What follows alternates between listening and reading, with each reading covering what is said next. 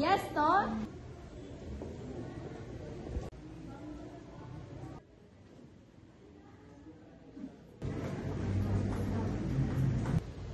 Ana, hindi ko na alam ang gagawin ko sa'yo. Bumagsak ka na naman sa pagsusulit natin patungkol sa kasaysayan. Isa pang bagsak at baka hindi ka na makapasa sa klase ko. Ma'am, pilit ko naman pong inaaral, pero hindi ko talaga maintindihan. Hindi sapat ang pilit. Intindihin mo ang halaga ng kasaysayan. Hindi bilang aralin, kundi bilang bahagi ng pagkakakilanlan natin.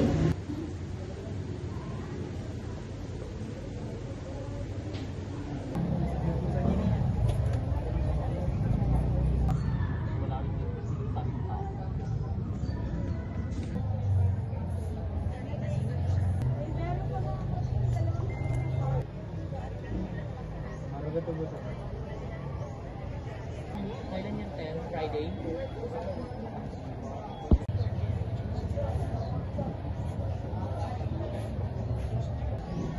O apo, anong problema? Bakit parang pasang mo ang mundo? Si ma'am, galit na naman dahil sa mababa kong grado sa history. Pakiramdam ko, wala nang silbi kahit mag-aral pa ako. Apo, hindi mo ba natutunan ng saysayan kapag piniisip ng obligasyon na ito? Halika, magpahinga muna tayo.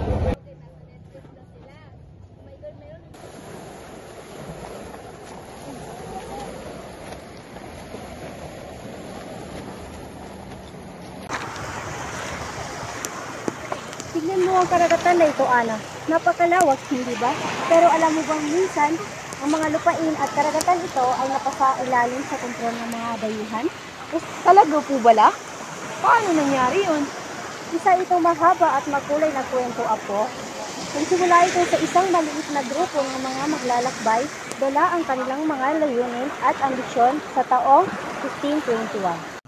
Banam kevalam babanam kevalam babanam kevalam babanam kevalam babanam kevalam babanam kevalam babanam kevalam babanam kevalam.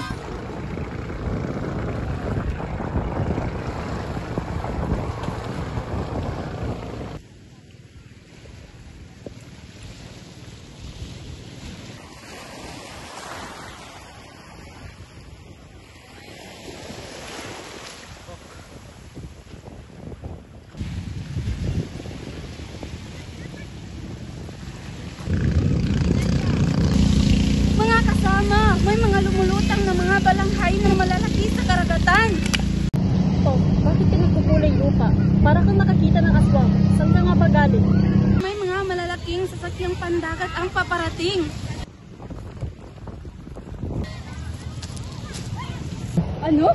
May mga taga-ibang lupain?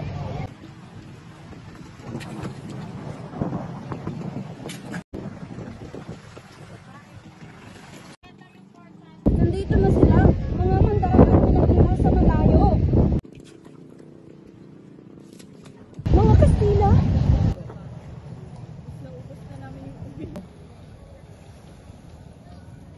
Gandang pagsalubong sa inyo. Ano ang inyong pakay at layunin sa pagdating ninyo rito, mga kaibigan? Buenos días, amigos. Gracias por la calidad. Bienvenida.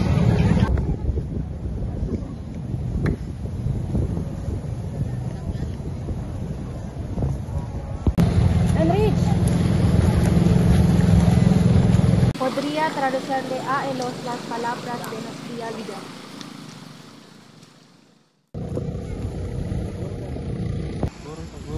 ¿Qué pasa en el Pinapasabi ng pinuno, magandang umaga, kaibigan. Aming pinasasalamatan ang inyong init ng pagtanggap na siyang nagbibigay liwanag sa aming pagdating. Rahang, ngunit hindi ba't marapat lamang na ang mga dayuhan ay magbayad ng buwis sapagkat ito'y nararapat lamang sa kanilang sasakyang pandagat? Iyan ay hayaan muna natin mapag-usapan sa ibang pagkakataon. Hindi pa natin alam kung sila nga ba ang sumakop sa mga lupain ng India at Makala. Paumanhin, Raha. Destino como el na en el pasado. Pinapabatid ng pinuno, ang aming pagdating dito ay hindi bilang kaaway, kundi upang makipag-ugnayan at makipagkaibigan. Maaari na ba tayong tumuloy sa ating lakad? Halina't magpatuloy.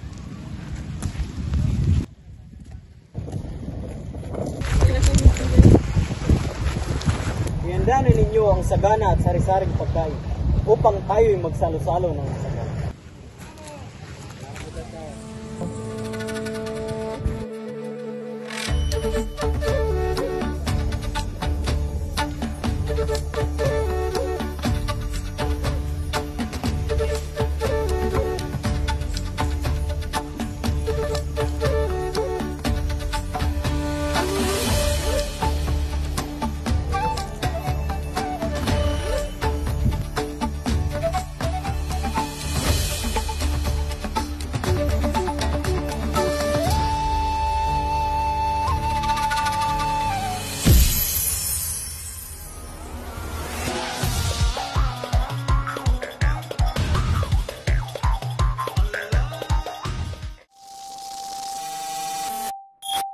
Ganon ang nangyari sa unang paglalakbay ng grupo ni Magellan sa ating bansa. Ngunit may isa pa silang malaking layunin. Kung hindi po ako nagkakamali, Lola, ayon sa report ng mga kaklase ko, ang pagpapalaganap ng Kristyanismo. Tama po ba? Tama ka, Apo. Isa sa layunin ng grupo ni Magellan ay pagpalaganapin ang Kristyanismo. Una nilang kinausap si Raha Humabon at Hara Amihan para ipakilala ang Biblia, ang banal na aklat. Ngunit sa hindi inaasahan, sa kabila ng pagpapalaganap nila ng Kristyanismo ay nagkaroon ng malaking digmaan.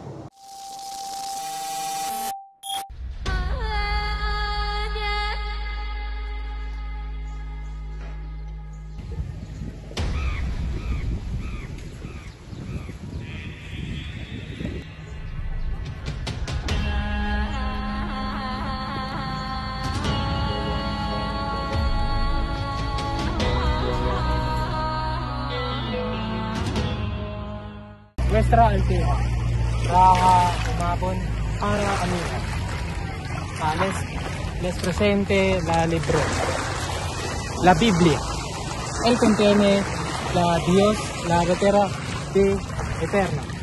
Mga kamahalan, Raha Humabon, Hara Amihan, ito ang banal na aklat. Taglay nito ang salita ng Diyos, gabay tungo sa buhay na walang hanggan. Gran sabiduría, consuelo y el camino hacia la salvación. Sa loob nito ay makikita nyo ang karunungan at kaaliwan tungo sa kaligtasan. Et vitam venturi seculi. Amen. Amen. Raha Humabon, Hara Amihan, acceptáis el sacramento del bautismo.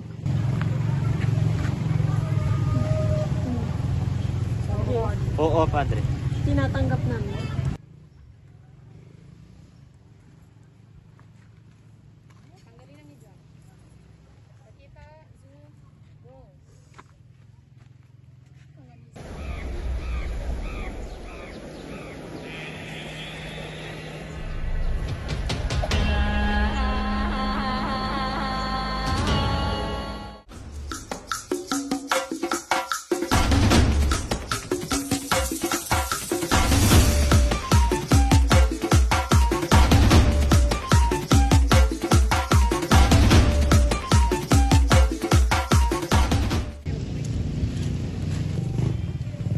Dato, may balita mula kay Raha Humabon. Anong iyon? Masama ba o mabuti? Si Raha Humabon, tinanggap na niya ang pananampalataya ng mga Kastila. Pininyagan na rin siya. Ano pa? Ano ang kahulugan nito? Bakit sila naparito sa ating lupain? Papalaganap sila ng kanilang relihiyon sa kanilang nasasakupan. Marami na din ang sumusunod sa kanila. Mga manggagawa ng kasamaan, alam ko na ang ibig sabihin nito. Ito na ang simula ng pagkaalipin sa ating sariling bayan. Pula po, pinapaalam ko lamang sa inyo ang aking pagbabago.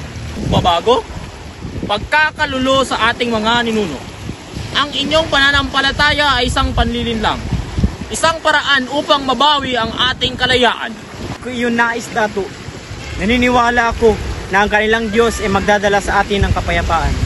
Kalayaan? Hindi kalayaan ang kanilang dala, kundi pang-aapi at pagkawasa. Ang kanilang pananampalataya ay isang sandatara humabol. At kayo ay naging bahagi ng pagsalakay.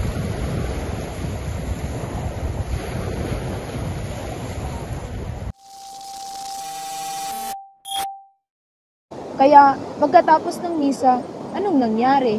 Bakit nagkaroon ng labanan? Hindi lahat ng tao, Apo, ay nagalak sa pagdating ng mga Kastila. Tinanggap ni Raha Humabon ang pamamahala at relihiyon, pero hindi lahat.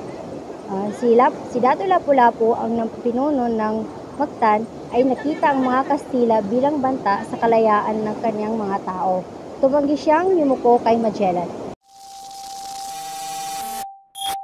Dato Lapu-Lapu, Raha Humabon, nos ha dado la vivienda te observamos la misma oportunidad.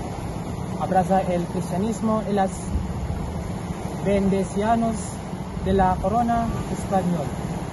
Dato Lapu-Lapu, tinanggap kami ni Raha Humabon. Inaalok ka namin ng parehong pagkakataon. Yakapin ang Kristyanismo at ang mga biyaya ng korona ng Espanya. Ang inyong mga biyaya ay isang sumpa, Magellan. May sariling mga Diyos kami, sariling mga paraan, hindi kami magpapasailalim.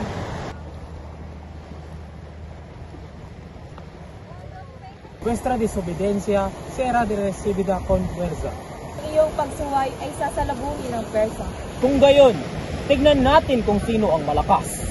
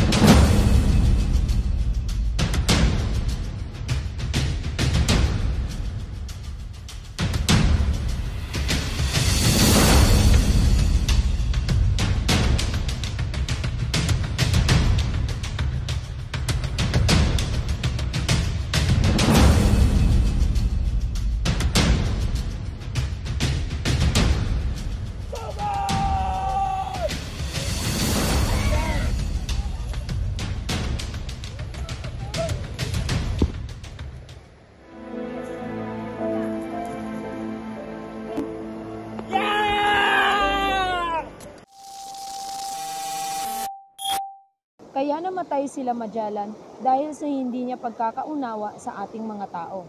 Ganon nga, Apo. Ngunit hindi lamang nagtatapos ang panunupil ng mga Espanyol pagkatapos ng pagkamatay ni Magellan. Ngunit hindi sila sumuko at muling nagbalik. Sa puntong ito, mas tumagal sila sa bansa ng 300 years. Ganun po ba, Lola? Anong nangyari sa ating bayan? Sa ating lupain? Paano namuhay ang mga Pilipino sa ilalim ng pamamahala ng mga Espanyol?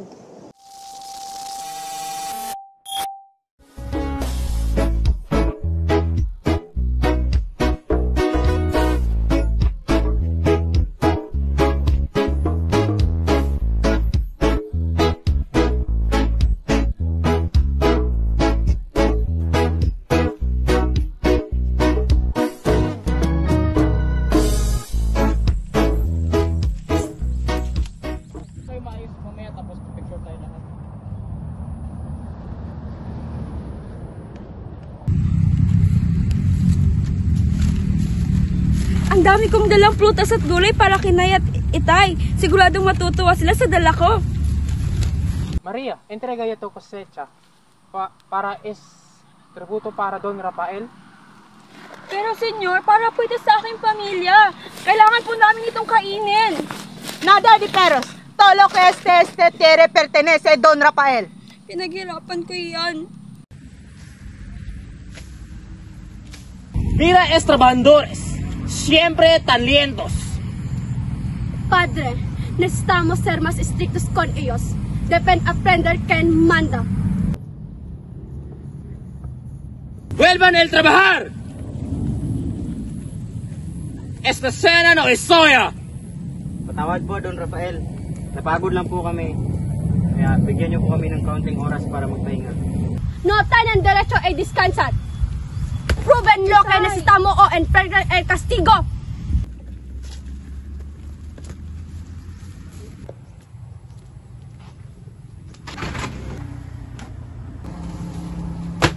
Hindi na tayo pwedeng magtiis. Kailangan natin ipaglaban ang ating lupa. Tama si Pedro, ang lupaing ito ay para sa atin, hindi para sa mga dayuhan. Tama yan, lumaban tayo. Oo nga. Sa amin ang lupaing ito. Nagmula pa ito sa dugo ng aming mga ninuno. Esta desobediencia será castigada. Ang laban na ito ay hindi dito matatapos.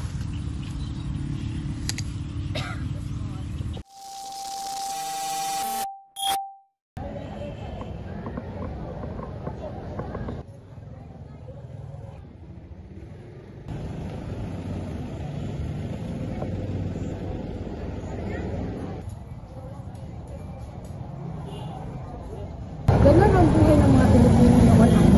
Hindi lamang lupa ang nawala sa kanila, kaya kami kalayaang mamuhay ng mapayaman. Ngayon ko lang naintindihan, Lola, na ang kasaysayan ay hindi lamang tungkol sa nakaraan. Ito ay paalala ng kung ano tayo at kung ano ang dapat natin ipaglaban. Ganun nga ako, huwag mo kalimutang alalahanin ang ating mga nino, dahil nasa lupa lang rin ang lakas nila.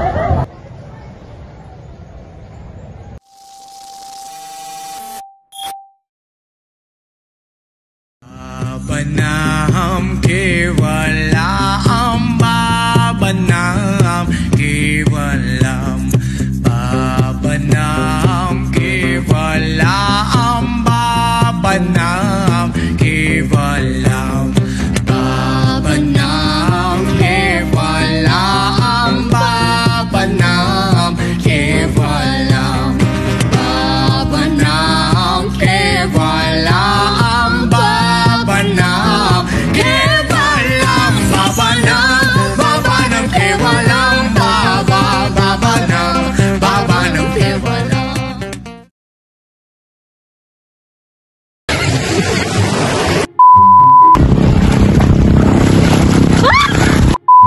Ngunit hindi ba't marapat lang kayo? Bulong. Ganda ng expression, like yung talaga. Matatagpuan ang sanglay ng iba.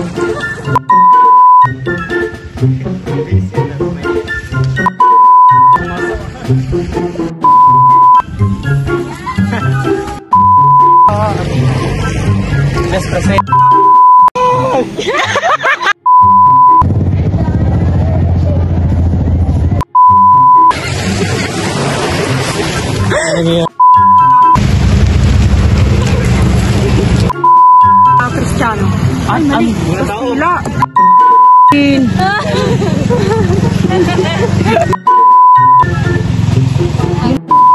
Kita mula kay Ru.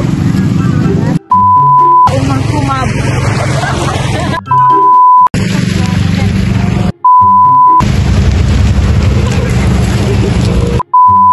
Haba ng hair. Mga video